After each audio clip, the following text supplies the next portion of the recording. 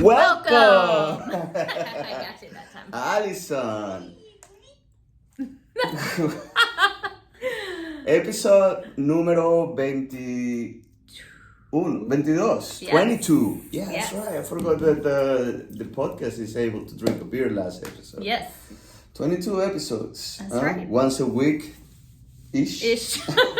Depending on our vacation schedule. Whenever you're in town. Well, things are about to get real with school starting soon, so. Oh yeah, we're going to have a couple of interesting people line up Yeah. regarding the school district and What's happening? what's happening with schools. Yep. So It's you gonna getting be a ready? good You one. getting your kids ready for Oh school? yeah, unfortunately. We've got 2 weeks. Well, unfortunately, you don't like them to... I like freedom, sleeping in till about 7:30, not having to be somewhere all the time. And then when school starts, I'm gonna be in my car all day, every day, as if I'm not in my car enough already. Why? Because my Once you kids, drop them off, then... but they're not all at the same school. Okay. So I have multiple drop-offs multiple times a day. You know, I was about to ask you that because I have only one child, so to me it's pretty easy. Yeah. It's one place and drop it off. But I see parents that have 3 kids. Well, 3 drop-offs. you have 3 kids. Yep. So one goes to high school, Yes. Chapin High. The One other will one, be at Chapin Intermediate, and then Chapin Elementary, Piney Woods Elementary. Piney Woods. Mm-hmm. How do you handle all that? It's a haul. Guide me through the route and the tow. Do you drop them off? So we'll probably, well, the oldest one drives, thankfully. But this year we'll probably have to leave the house about 6:45 Okay. to get to Piney Woods right when they open the doors at 7:05. Okay. Drop off, and then try and get into CIS, like coming in on 2 wheels to drop off the 5th grader before they close the doors on them. Because and before your high schooler was able to drive, then you had to I go. had 3 drop-offs then. Yeah. Wow. But the good thing was by the time the baby got to like school time, the high schooler, they go an hour later. Okay. So we weren't trying to get to everybody at the same time. So it's doable. And the good thing about Chapin is everybody's kind of comes together. They say it takes a village to raise a child. So I have a bus in the morning pretty much where dropping off not just mine, but multiple kids. And then most afternoons I have a friend that picks up. So it's not as bad as it could be. You carpool? We carpool. Yeah. Oh, that's good. Yeah. I live pretty kind of far, so never had the need for carpooling. Nobody wants their kid riding with you. Well, I'll be listening our podcast in the mornings and in the afternoons, so I'll make everybody listen to that. I think you should. You should. So cool. So I guess that when is it? 2 weeks from now? Yep. It's cool. 2 weeks from now. Yeah, and I kind of like him being in school. Yeah, I'm ready to get back into a routine. Yeah, I like waking up early. I enjoy bringing him to school. I really do. We listen to music. We have conversations. It's one-on-one time. Kind of one-on-one time in there, and the lines haven't been too bad either. I always drop it. It's funny that you say you drop it like right at the beginning of it. I always drop them Right at the end. Right at the end. It was what 7:40, 7:45 was a cutoff. 7:40 was a cutoff for 7:40 a.m. was a cutoff for Chapin Intermediate. 90% of the time I drop him off at 7:39. So he was probably tardy by the time he got to the door. Let's not talk about that, please. Did you get a delinquency letter? I did not get a delinquency letter, but he was tardy a couple times, 20-something times. Yeah. Hey, but we spent time. It's a one-on-one time with his dad. I mean, come on. Well, that's why I take in the morning, and the friend of mine that we carpool with, she picks up for that same reason, because the kids would be tardy every day. And let me tell you something, a little secret. And we know that about each other. So. If you go like 10 minutes earlier, 10 minutes before, 15 minutes sitting. before, you're sitting there for a long time. I know. I get to school and in and out, boom, boom. You get it tardy, well, like... They should have had the line moving faster.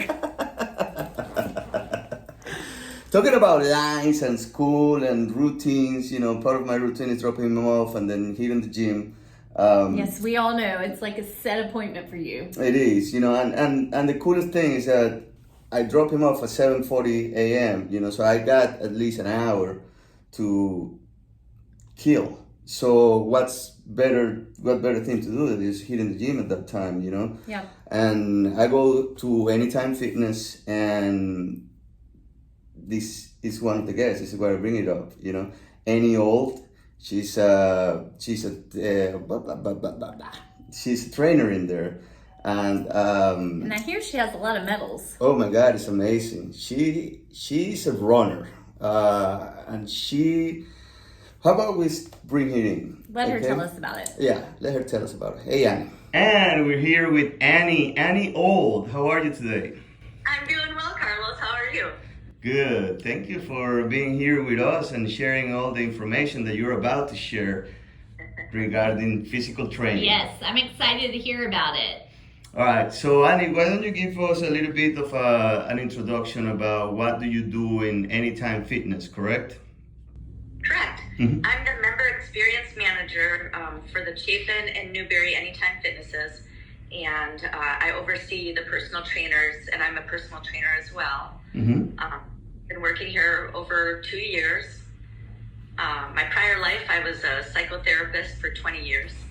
Oh, wow. So you moved from training people's mind to training people's bodies, huh? Yes, Which one is easier? The minds, from the minds. I can see that.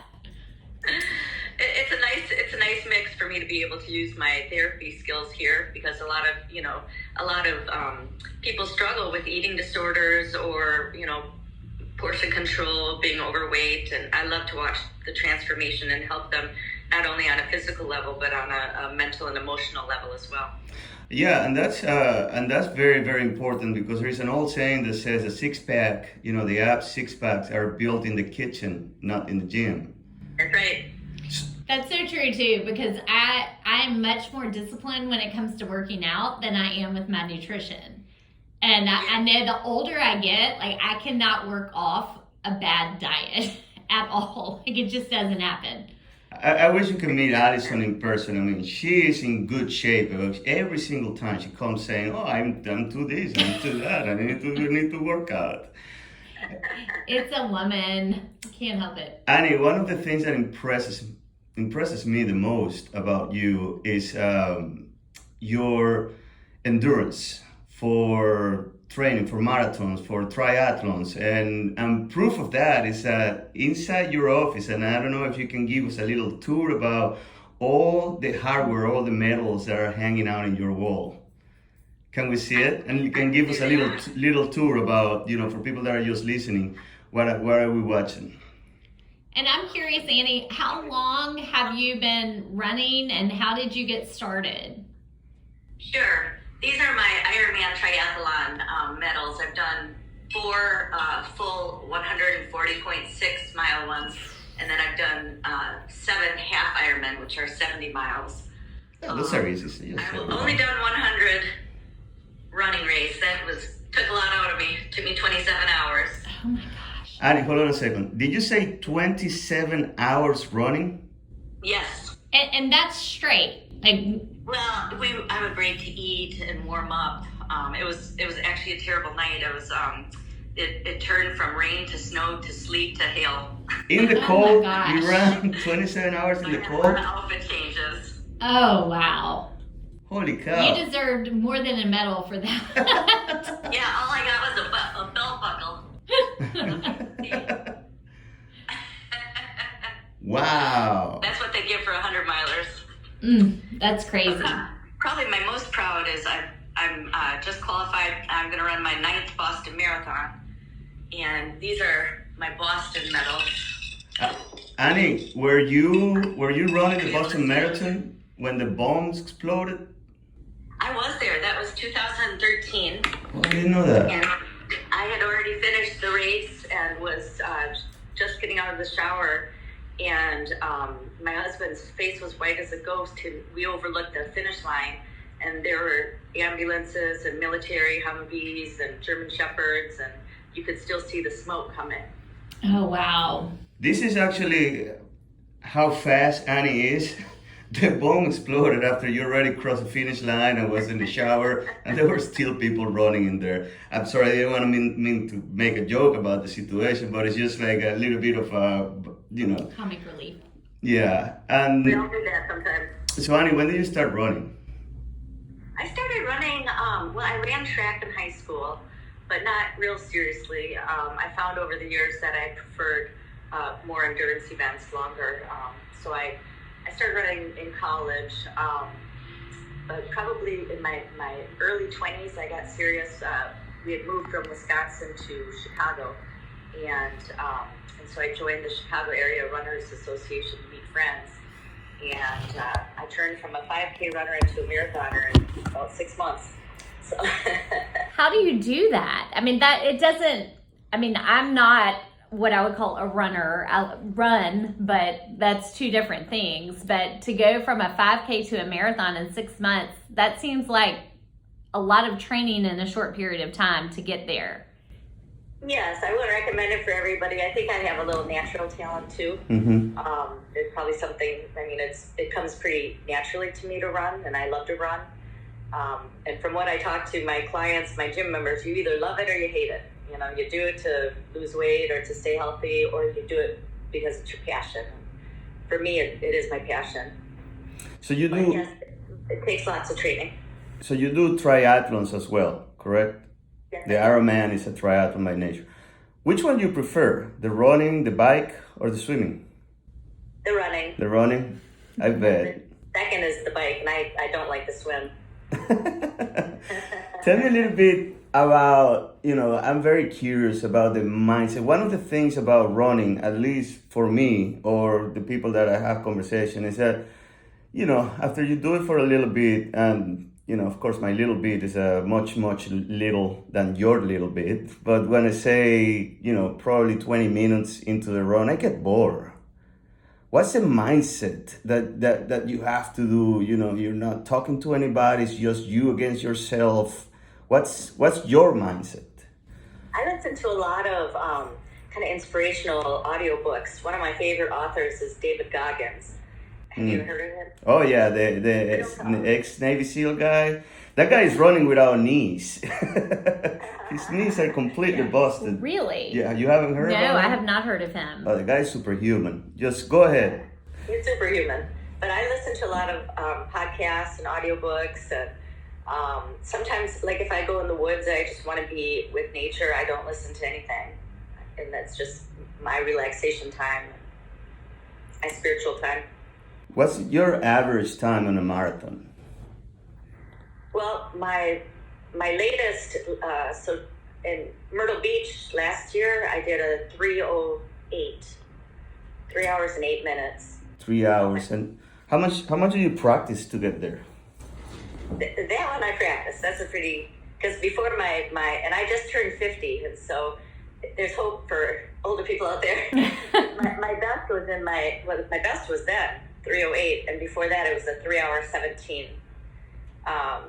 But I will run in my younger years, my 20s and 30s. I could run anywhere 60 to 80 miles a week, but my body can't handle that anymore. So I do a lot more strength training. Strengthening my quads, my calves, trying to do injury, prevention. Mm-hmm. And cycling is really good. So what recommendations do you have for people who are wanting to get into running and training their bodies to be able to do, say, a 5K or a 10K, something on a smaller scale? Just go into it slowly. Don't run every day. Take it easy on the weights when you're just starting off, maybe just focus on the running. I've trained several of my clients. I actually went to Nashville and did a half marathon. 2 of my clients did their very first one. Nice. So that was a lot of fun. That was really rewarding as a trainer to see people who are not runners, never thought that they would run. And I got them to first do a 5K and then to do a 10K and then eventually the 13 miles. So That's pretty amazing. Take it slow, make sure you're hydrating, make sure you're eating properly, getting enough fuel. When you say eating properly, do you do something different to prepare for a marathon and a week before? And just guide us through that process a little bit. Sure. The week before a marathon or an Ironman, I start reducing my vegetables because the chance of fiber causing stomach distress as a runner. And I start increasing my carbs. My typical pre-race meal the night before would be like grilled salmon or grilled chicken with pasta and a couple pieces of bread. I do like to carb load. And in that week leading up to the races, I eat more carbs than I normally would. You might gain a few pounds, but I'd rather have, enough glycogen in my muscles and not hit the wall at mile 20. I would probably hit the wall at minute 20, but no matter how much I carb loaded. So out of those, I imagine that one of the hardest, or if not the hardest, has been the 100-mile run, correct? Definitely, that was my hardest. Mm-hmm. So my feet blistered, and it was bad. That's what I was going to ask you. What happens after the race? I mean, I believe that your reserves are completely depleted. Your muscles hate you. Your soft tissues want to change bodies and say, please get me out. Guide us a little bit about, what happens after each race. Well, after that 100-miler, I was still living in Charlotte, and there was a place that gave IVs, and you could get IVs of, vitamin B12, you could get, hydration, you can get for muscle recovery, and so I did that, and that helped tremendously. Unfortunately, there's not a lot of resources around Columbia, but I also would drink plenty of electrolytes. I really, I didn't care about the calories. I drink full sugar Gatorade just to replenish my stores, my glycogen stores that I had lost. Basically, eating enough protein to rebuild and repair your muscles. Mm-hmm. That's important, along with the carb to help the protein absorb. They typically say it's a 4-to-1 ratio of carb to protein. So, like when you're trying to repair. Okay. Does pizza count? How about pizza? Does that count? That counts. That's a really good combination. So you can get some, like pepperoni on there, sausage. All right. So now you know. It's a good reason for me to go running. There you go. Every time. Run to eat. Every time you want to eat a pizza, you just say, "Well, I'm gonna load up because I'm gonna run a marathon tomorrow." Then the marathon never happens, but So Annie, tell us, how did you segue from? You said you were in psycho. What was it? Psychotherapy. I got a master's. I was a therapist. Okay. How did you go from psychotherapy to a fitness instructor or personal trainer? I've always been interested in fitness, and I've had personal trainers throughout my life and coaches. And I was, after my career in Chicago, when we moved to Charlotte, I was a stay-at-home mom for 7 years. And so just taking care of the kids.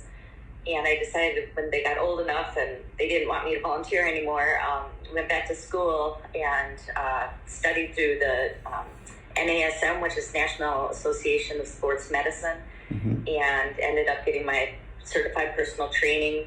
And then I also took another course, and I'm a certified nutrition coach as well. So I can help people holistically. When they're my clients, I help develop meal plans for them and guidance with day-to-day, activities.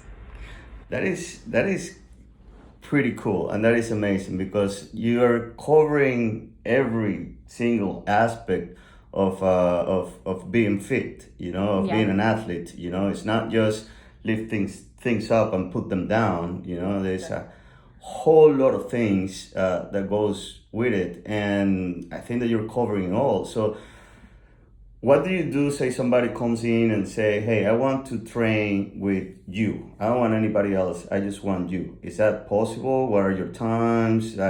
what kind of fees are we looking at? Is like what type, how many days a week are we looking at? Is there, like, guide us through that. I have several, I've gotten to be known now, so I have a lot of word of mouth people that come in, that they've been referred to by their friends and colleagues. So, if there's a brand new person, now I try to give them to my new hires. I've got 2 new trainers under me, but if it is somebody who's been referred to me, I, of course, will take them. I'll have a fitness consultation with them. I'll sit down, I ask questions like, what brings you here at this time? What kind of motivations do you, have? On a scale from 1 to 10, how important is fitness to you, or this lifestyle change? If they're, overweight and they want to work on, getting off of their insulin, let's say, for diabetes. And I've helped people like that. I've helped a person who was morbidly obese, and he has now run his first half marathon, and he did his first sprint triathlon, and I was there to cheer him on. That is awesome. Did you say morbidly obese? Mm-hmm. What does that mean for those who don't know? It means you're a certain percentile above what you should be it goes by age and it goes by sex. I don't have my numbers with me right now, but being not just overweight, but very overweight to the point of he had to go on insulin. He was having heart problems. He was, struggling with a lot of things, and the doctor said, listen, you gotta, change your lifestyle.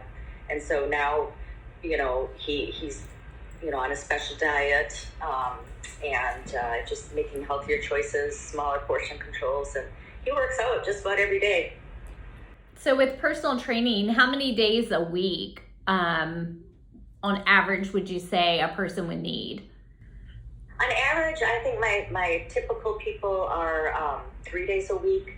I've got one client who comes 4 days a week, and then I've got some that just come one day a week, more for maintenance. To start off, 2 is an ideal amount. I think once a week is tough starting out because I'm trying to teach people correct techniques so they don't get injured. I'm trying to really get into their heads and figure out what their motivations are to, when you're tired and you don't feel like working out, what's going to get you here to the gym. Right. That's where my psychology background comes in.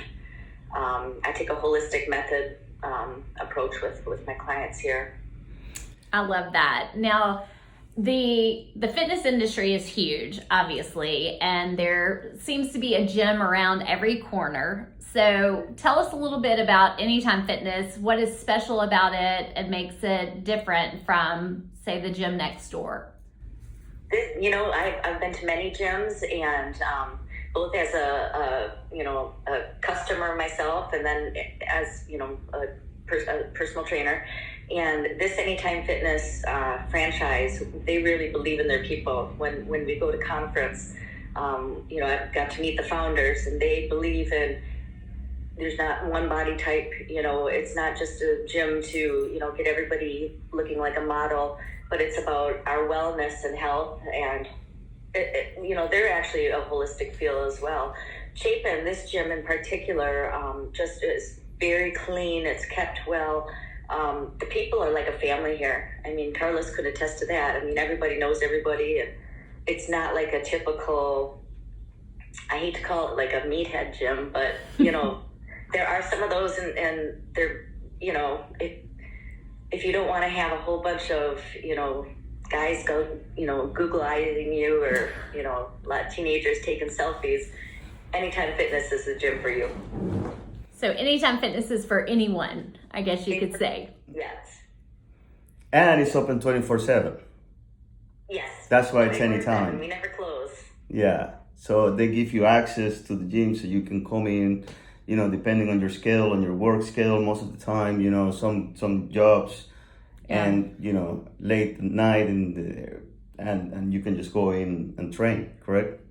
Correct. We have many people who work night shifts and then they come right after work, or, they will get off work early in the morning, mm-hmm. and then go home to bed. And so it's very convenient. We have showers here. we've got a massaged, kind of a hydro massage bed that feels real good on sore muscles. That's awesome. What's the price of the membership in there? Very basic membership.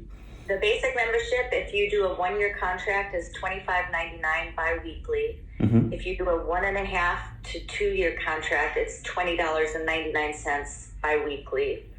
We have student discount rates. I believe that is $60 for a couple of weeks, several weeks, like 6 weeks or something, but don't quote me on that one. Okay. And we also give discounts to first responders and to military, things like that.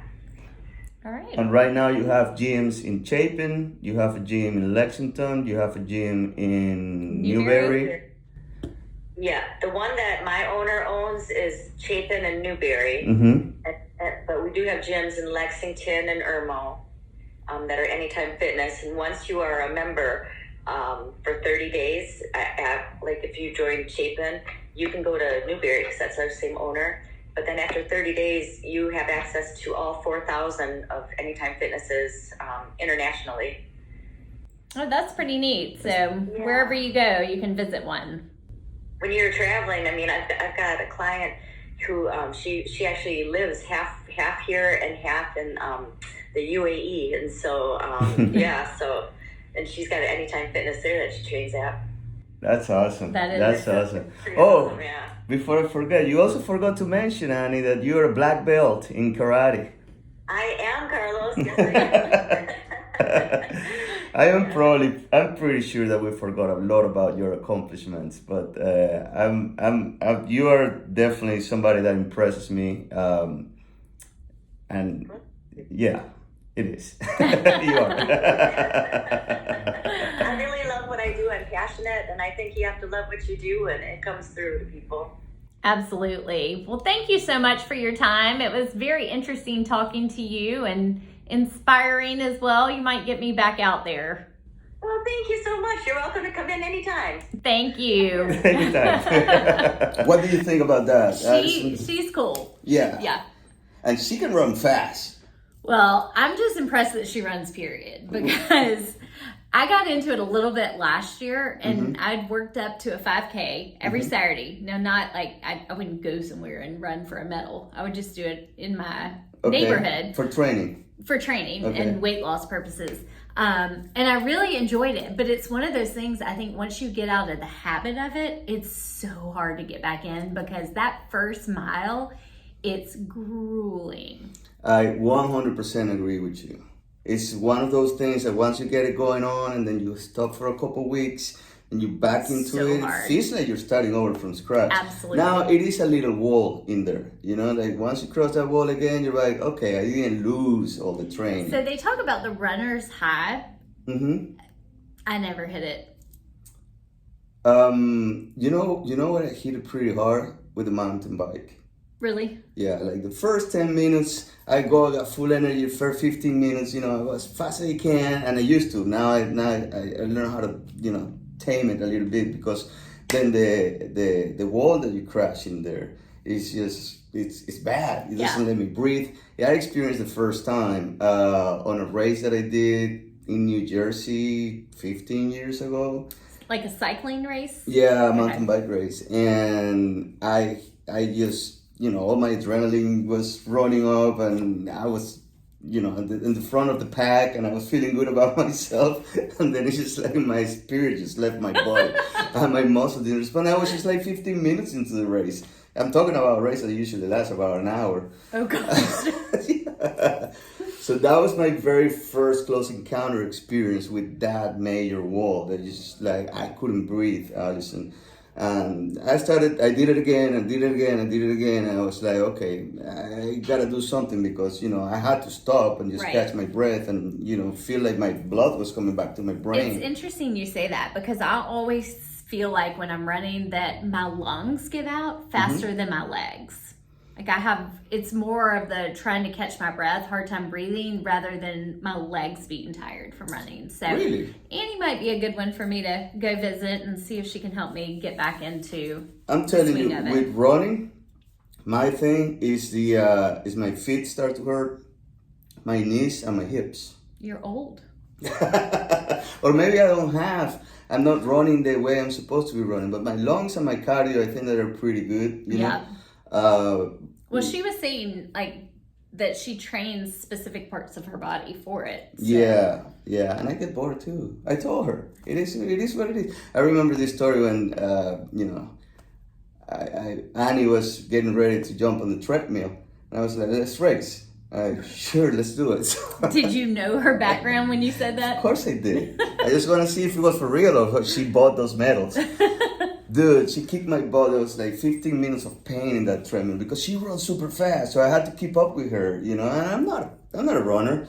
I'm not a fast runner. I'm not a runner. I mean, I can sprint, but from home base to second base, if you gotta push me to third base, is a little. So she kicked my butt pretty bad. I've never asked her to race me. So note to self, if you go to Anytime, don't ask Annie to race you. Yeah, and we got 30 minutes now.